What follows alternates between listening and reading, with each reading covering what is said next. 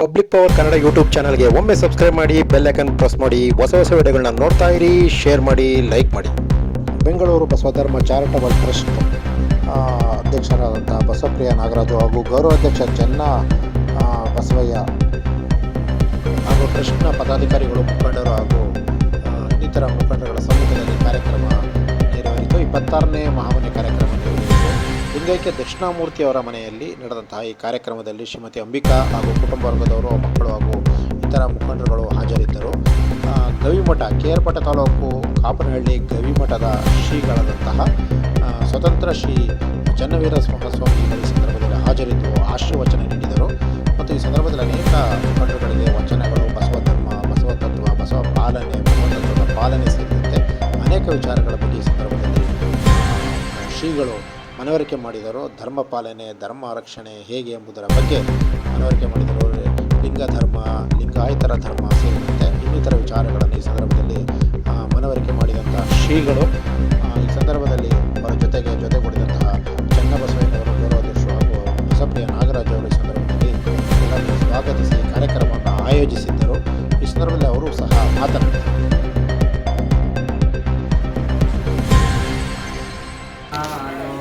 ಸತ್ಕರೆಯೋ ಎನಿತಿದ್ದ ಶೇಷವನ ನೋಡಿ ಕೊರೆವ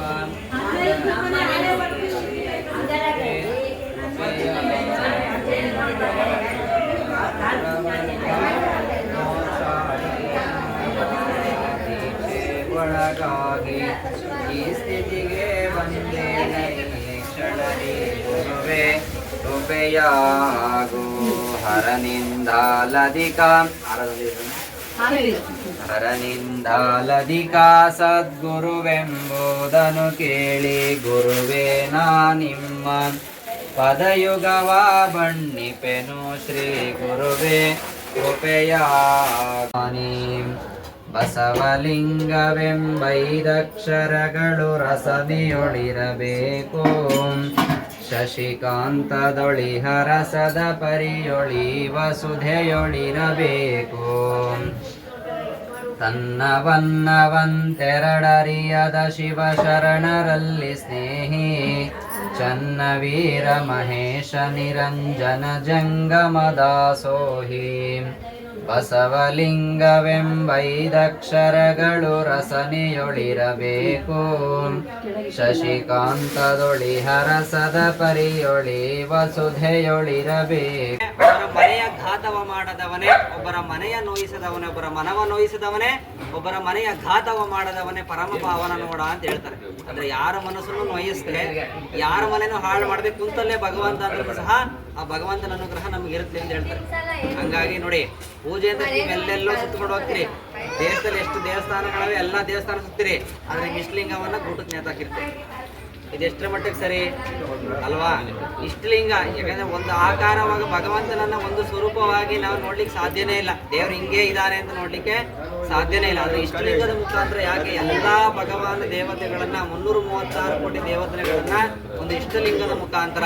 ಈಗ ನೀವು ಯಾವುದೇ ದೇವಸ್ಥಾನಗಳಿಗೆ ಹೋದ್ರೆ ಒಳಗಡೆ ಗರ್ಭಾಂಗಣಕ್ಕೆ ಬಿಡ್ತಾರ, ಪೂಜೆ ಮಾಡ್ಲಿಕ್ಕೆ ಬಿಡ್ತಾರ, ದೇವ್ರ ಮುಟ್ಲಿಕ್ಕೆ ಬಿಡ್ತಾರ. ಹೋಗ್ಲಿ ತಡೆಯಪ್ಪ, ದೇವ್ರು ನೀವು ಎಷ್ಟಾರು ಕುಡಿ ಕಾಸು, ಎಲ್ಲೇ ಪೂಜೆನೋ ದೇವ್ರು ಕೊಟ್ರು ಪೂಜಾರಿ ಹೊರ ಕೊಡಲ್ಲ ಅಂತ ಹೇಳ್ತಾರೆ ಅಲ್ವಾ? ಹಂಗಾಗಿ ನಿಮ್ಮ ಇಷ್ಟಲಿಂಗವನ್ನ ಸ್ವತಃ ಎದೆ ಮೇಲೆ ದಯಮಾಡಿ ಒಂದನ್ನು ಕೇಳ್ಕೊಳ್ಳೋದು ನಿಮ್ಮ ಹತ್ರ ಏನಂದ್ರೆ, ಲಿಂಗ ಪೂಜೆ ಮಾಡದೇ ಇದ್ರೂ ಪರವಾಗಿಲ್ಲ, ಧರ್ಮವಂತೂ ಎಕ್ಕುಟ್ಟು ಹೋಯ್ತಾರೆ. ಯಾವ್ಯಾವ ಜಾತಿನೋ ಕರ್ಕೊಂಬಂದು ಲಿಂಗಾರಣೆ ಮಾಡ್ಕೊಂಡು ಲಿಂಗ ಕಟ್ಕೋತಾವ್ರೆ.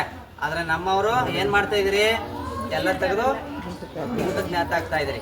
ಆದ್ರೆ ಇವತ್ತು ಸಂಕಲ್ಪ ಮಾಡ್ಕೊಳ್ಳಿ, ಏನ್ ಮಹಾಮನೆ ಅಂತ ಏನ್ ಕರೆದವ್ರೆ, ಅಥವಾ ಏನು ಬಸವ ಒಂದು ಟ್ರಸ್ಟ್ ಅನ್ನ ಮಾಡ್ಕೊಂಡು ಶರಣ ಪರಂಪರೆ ಅಥವಾ ಶರಣ ತತ್ವಗಳನ್ನ ಪಾಲನೆ ಮಾಡಿ ಅಂತ ಯಾಕೆ ಹೇಳ್ತಾರೆ ಅಂತಂದ್ರೆ, ನಮ್ಮ ಮನಸ್ಸಿಗೆ ಹಿತಕರ. ಅಂದ್ರೆ ಈ ಜೀವನ ಅಂದ್ರೆ ಏನು, ಬರೀ ಜೀವನ ಅಂದ್ರೆ ದುಡ್ಡು ಮಾಡ್ಲಿಕ್ಕೆ ಅಷ್ಟೇ ಜೀವನ ನಾವು ಹುಟ್ಟಿರೋದು. ಇವೆಲ್ಲವನ್ನ ಬರ್ತಾವತ್. ಈಗ ಯಾರ ಹೆಸರೇನು, ದಕ್ಷಿಣ ಮೂರ್ತಿಯವ್ರು ತೀರೋದು ಯಾರೋ ಹೊತ್ಕೊಂಡೋದ್ರ, ಆನೆ ಕುದುರೆ ಭಂಡಾರವಿರ್ತಡೇನೋ ತಾನುಂಬುದು ಪಡಿ ಹಕ್ಕಿ, ಮಲಗುವುದು ಅರ್ಧ ಮಂಚ, ಒಂದಾವಿನ ಹಾಲು ಈ ಗೋಳಿಲ್ಲನ್ಸಿದೆ ನೆಚ್ಚಿ ಕೆಡಬೇಡ ಮನುಜ ಅಂತ ಹೇಳ್ತಾರೆ. ಅಂದ್ರೆ ಆನೆ ಕುದುರೆ ಎಷ್ಟು ಕೋಟಿಗಟ್ಟಲೆ ಸಂಪಾದನೆ ಮಾಡಿಟ್ರು ಹೊಟ್ಟೆಗೆ ತಿನ್ನೋದೇನೋ ಅನ್ನ. ಅದು ಎಷ್ಟು ನಮ್ಗೆ ಎಷ್ಟು ಹಿಡಿತದೆ ಅಷ್ಟೇ. ದುಡ್ಡದೆ ಅಂತ ಹೇಳಿ ಜಾಸ್ತಿ ಊಟ ಜಾಸ್ತಿ ತಿನ್ಲಿಕ್ಕೆ ಬರ್ತದ, ತಿನ್ಲಿಕ್ಕೆ ಬರಲ್ಲ. ನಮ್ಮ ಹೊಟ್ಟೆ ತುಂಬ ಎಷ್ಟು ಹೊಟ್ಟೆ ತುಂಬತದೋ ಅಷ್ಟೇ ತಿನ್ಲಿಕ್ಕೆ ಸಾಧ್ಯ. ಅದೇ ರೀತಿ ಒಂದಾವಿನ ಹಾಲು ಅಂದ್ರೆ ನೀವೆಷ್ಟೇ ಕೋಟಿ ಸಂಪಾದನೆ ಮಾಡಿ ಈಗ ಒಂದು 40,000 ಖರ್ಚು ಮಾಡೋದು ಮಂಚ ಮಾಡಿಸಿರ್ತೀರಿ, ಪೂರ್ಣ ಮಂಚದಲ್ಲಿ ಮಲಿಕೊಳ್ಳೋಕೆ ಸಾಧ್ಯನಾ? ಒಂದು ಮಂಚದಲ್ಲಿ ಅರ್ಧ ಮಂಚದಲ್ಲೇ ಮಲಿಗೆ ಸಾಧ್ಯ ನೋಡಿ. ಅದಕ್ಕೆ ಈ ಉರುಳು ಅಂದ್ರೆ ಶಾಶ್ವತ ಇಲ್ಲದೆ ಇರ್ತಕ್ಕಂಥ ಜೀವನವನ್ನ ಬರೀ ಇದೇ ಕಟ್ಟುಪಾಡುಗಳ ಏನು ಹಣ ಸಂಪಾದನೆ ಅಥವಾ ಒಂದು ಆಡಂಬರತೆ ಎಲ್ಲವನ್ನ ತಲೆ ಇಟ್ಕೊಂತಾನೆ ಜೀವನ ನಡೆಸ್ಕೊಂತ ಹೋದ್ರೆ, ಈಗ ಯಾರೋ ಒಬ್ಬ ಕಾರಲ್ಲಿ ಹೋಗ್ತಾ ಇರ್ತಾನೆ, ಸ್ಕೂಟರ್ಲಿ ಏನ್ ಮಾಡ್ತಾನೆ, ನನ್ನ ಹತ್ರ ಕಾರ್ ಇದ್ರೆ ಚೆನ್ನಾಗಿರ್ತಿತ್ತು ಅಂತ ಯೋಚನೆ ಮಾಡ್ತಾನೆ. ಅದೇ ಒಬ್ಬ ಬಡವ ಏನ್ ಮಾಡ್ತಾನೆ ಅಂತ ಇರೋದ್ರಲ್ಲೇ ಸಾಕಣ ಖುಷಿ ಪಡ್ತಾನೆ. ನೆಮ್ಮದಿಯಾಗಿರೋರು ಯಾರಲ್ಲಿ? ಬಡವನ ಶ್ರೀಮಂತನ? ಬಡವ.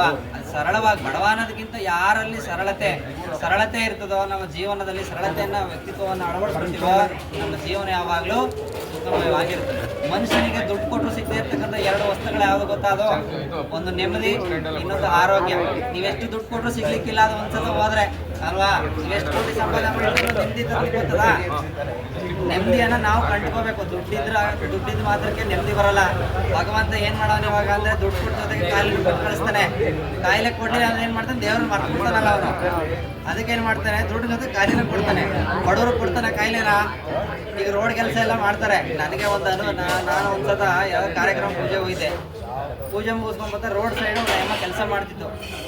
ಕಾರ್ ನಿಲ್ಸ್ಬಿಟ್ಟು ಕೇಳಿದೆ ಅಮ್ಮನ, ಎಷ್ಟು ತಿಂಗಳು ಗರ್ಭಿಣಿ ಹೆಂಗ್ಸ ಯಾಕೆ, ಎಷ್ಟು ತಿಂಗಳು ನಿನಗೆ ಅಂತ ಕೇಳಿದೆ. 9 ತಿಂಗಳು ಅಂತ ಹೇಳ್ತು. ನಾವೇನ್ ಮಾಡ್ತೀವಿ? 3 ತಿಂಗಳು ಆಯ್ತಿದಂಗೆ ರಗ್ಗು ಹೊಸಿ, ಬೆಡ್ಶೀಟ್ ಹೊಸಿ, ಹಾಸಿಗೆ ಹಾಕಿ ಮಲಗಿಸ್ತೀವಿ.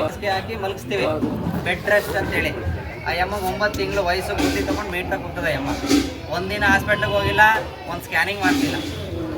ಸರಳತೆ ಅನ್ನೋದು ಯಾಕೆ ಮೈಗೂಡಿಸ್ಕೊಂಡ್ರೆ ಅಂದ್ರೆ ನಾವೆಲ್ಲವನ್ನ ತಡ್ಕೊಳ್ಳೋ ಶಕ್ತಿ ಬರ್ತದೆ ಸರಳತೆ ತಗೊಂಡ್ರೆ. ಎಲ್ಲವನ್ನ ಆಡಂಬರದಿಂದ ಹೋದ್ರೆ ಏನಾಗುತ್ತೆ? ನಮ್ಮ ಜೀವನ ನಾವೇ ಹದಗೆಡಿಸ್ಕೊಳ್ತಾ ಹೋಗ್ತೀವಿ. ಅದೇ ರೀತಿ ನೋಡಿ, ಇನ್ನೊಂದ್ಸತ ಅರ್ಥ ಮಾಡ್ಕೊಳ್ಳಿ, ನಿಮ್ಮ ಮಕ್ಕಳಿಗೆ ವಿದ್ಯೆ ಜೊತೆಗೆ ಸಂಸ್ಕಾರ ಬಹಳ ಮುಖ್ಯ. ಎಲ್ಲರೂ ಹೇಳ್ಕೊಡ್ತಾ ಇರೋದೇನು? ದುಡ್ಡು ಮಾಡೋದು, ಒಳ್ಳೆ ಕೆಲಸ ತಗೋ, ದುಡ್ಡು ಮಾಡು, ಇಷ್ಟೇ. ನೋಡಿ, ನನ್ನ ಜೀವನದಲ್ಲಿ ಆಗಿರೋ ಒಂದು ಘಟನೆ ಹೇಳಲಿಕ್ಕೆ ಇಷ್ಟಪಡ್ತೀನಿ. ನಾನು BE ಮಾಡಿ ಸಂಸ್ಕೃತ್ MA ಮಾಡಿ ಈ ವೃತ್ತಿಗೆ ಬರಲೇಬಾರ್ದು ಅಂತ ಇದ್ದವನು. ನಾನು ಈ ವೃತ್ತಿ ಬೇಡ, ನಾನು ಐಷಾರಾಮಿ ಜೀವನವನ್ನು ಬದುಕಬೇಕು ಅಂತೇಳಿ ಕನಸನ್ನು ಕಟ್ಟಿದವನು. ರೈಲ್ವೆ ಕೆಲಸನೂ ಸಹ ಆಗಿತ್ತು.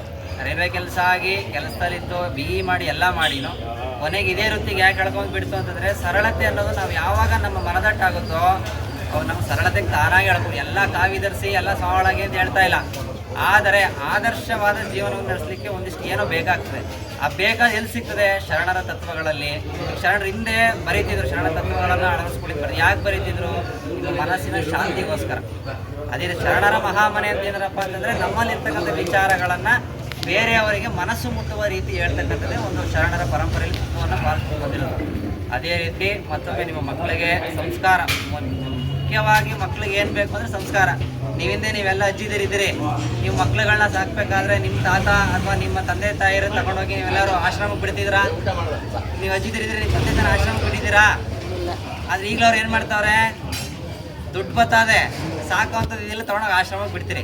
ಯಾಕೆ ಬಿಡ್ತೀರಿ? ಸಂಸ್ಕಾರನ ಹೇಳ್ಕೊಡ್ತಾರೆ. ಸಂಸ್ಕಾರ ಅಂದರೆ ಏನು? ಭಯ, ಭಕ್ತಿ. ದೇವರು ಅಂದರೆ ಈಗೆಲ್ಲ ಹೇಳ್ತಾರೆ, ದೇವರು ಅಂದರೆ ಒಂದು ಭಯ ಉಳಿಸ್ಬಿಡ್ತಾರೆ. ಭಯ ಅನ್ನೋದು ಯಾಕೆ ಬರ್ತಿತ್ತು ಅಂತಂದರೆ, ಅಟ್ಲೀಸ್ಟ್ ಯಾವ ಮನುಷ್ಯ ಇವಾಗ ಯಾವಾಗೂ ಎದುರಲ್ಲ ಅಲ್ವಾ? ಯಾರಿಗಾರಿದ್ರು ಭಗವಂತನಿಗೆ ಒಬ್ಬನಿಗೆ ಎದುರ್ತಾರೆ. ಅಟ್ಲೀಸ್ಟ್ ಅವನಿಗಾರು ಎದುರ್ಕೊಂಡು ಕರೆಕ್ಟ್ ರೀತಿ ಜೀವನ ಮಾಡಲಿ. ಈ ಕಡೆ ಬಂದು ಮುಂದಕ್ಕೆ. ಓಂ ಶ್ರೀ ಗುರು ಬಸವಲಿಂಗಾಯ ನಮ. ಬಸವ ಧರ್ಮ ಕೇಂದ್ರ ನಾಗರಾವಿ ಕೇಂದ್ರ ಸ್ಥಳದ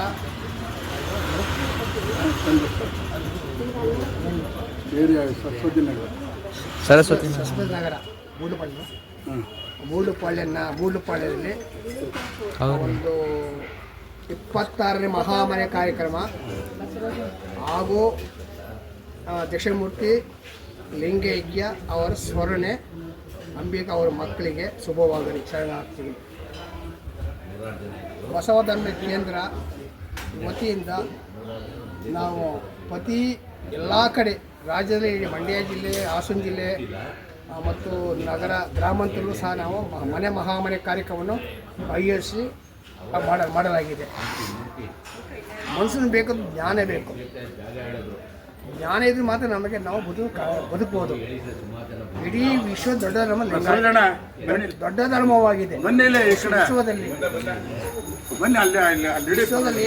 ದೊಡ್ಡ ಧರ್ಮವಾಗಿದೆ. ಅರ್ಚನೆ ಪೂಜೆ ನೇಮವಲ್ಲ.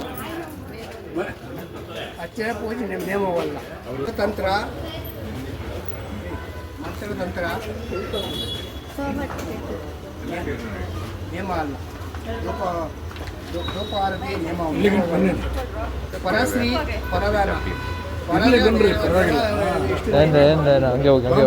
ನಿಮ್ಮ ಕಾಣಿಯರನ್ನ ಶಂಭು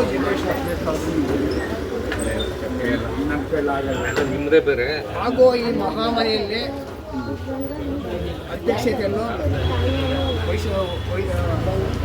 ನಡೆಸಿಕೊಡಬೇಕೆಂದು ಚನ್ನಬಸವನಿಗೆ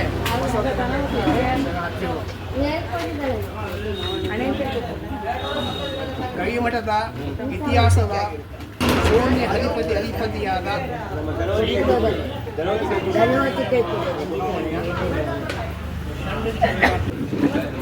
ಶಿವಕುಮಾರ್, ಶೋಭಾ, ನಿರಂಜನ್ ಮತ್ತು ಚನ್ನಬಸವನವರು ಹಾಗೂ ಬಸವರಾಜು ಎಲ್ಲ ಅವರ ಬಂಧು ಕುಟುಂಬಗಳು ಮಹಾಮನೆ ಕಾರ್ಯಕ್ರಮಕ್ಕೆ ಭಾಗವಹಿಸಿದ್ದಾರೆ.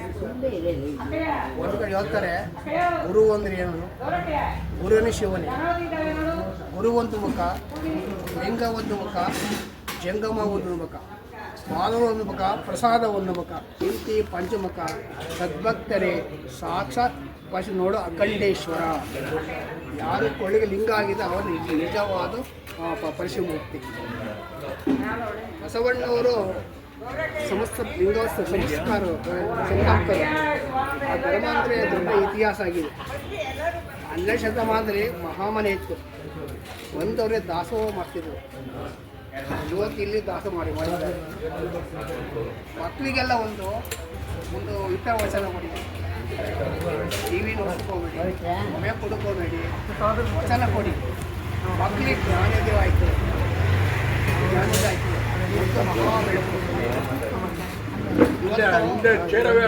ಇಷ್ಟಲಿಂಗ ಪೂಜೆ ಮಾಡಿ ತತ್ತಂತ ನಿಮ್ಮ ಶ್ರೀ ಶರಣ ನಮ್ಮಾಡಿದ ತತ್ತಂತ ನಿಮ್ಮ ಶ್ರೀಮುಕಟ ಅಪ್ರಮಣ ಹಗುಮ್ಮೆ ಗೋಚರ ಅಪ್ರತಿಮ ಲಿಂಗವೇ ಮೂಢರ ಸಂಗಮದೇವ ಎನ್ನ ಕರತಳಿಗೆ ಬಂದು ತೊಳುಕಾಗಿ ನನಗೆ ಇನ್ಯಾವಾಗ ಗುರು ಇಷ್ಟಲಿಂಗ. ಇಷ್ಟಲಿಂಗ ನಾವು ಯಾವಾಗಂತೆ ಪೂಜೆ ಮಾಡಿದ್ರೆ 330 ಕೋಟಿ ದೇವದ ಪೂಜೆ ಮಾಡ್ತಾರೆ. ನೀರಿಮ್ಗೆ ಶೃಂಗಾರ, ಸಮುದ್ರಿಗೆ ತೆರೆಯೇ ಶೃಂಗಾರ, ನಾರಿಗೆ ಗುರುವೇ ಶೃಂಗಾರ.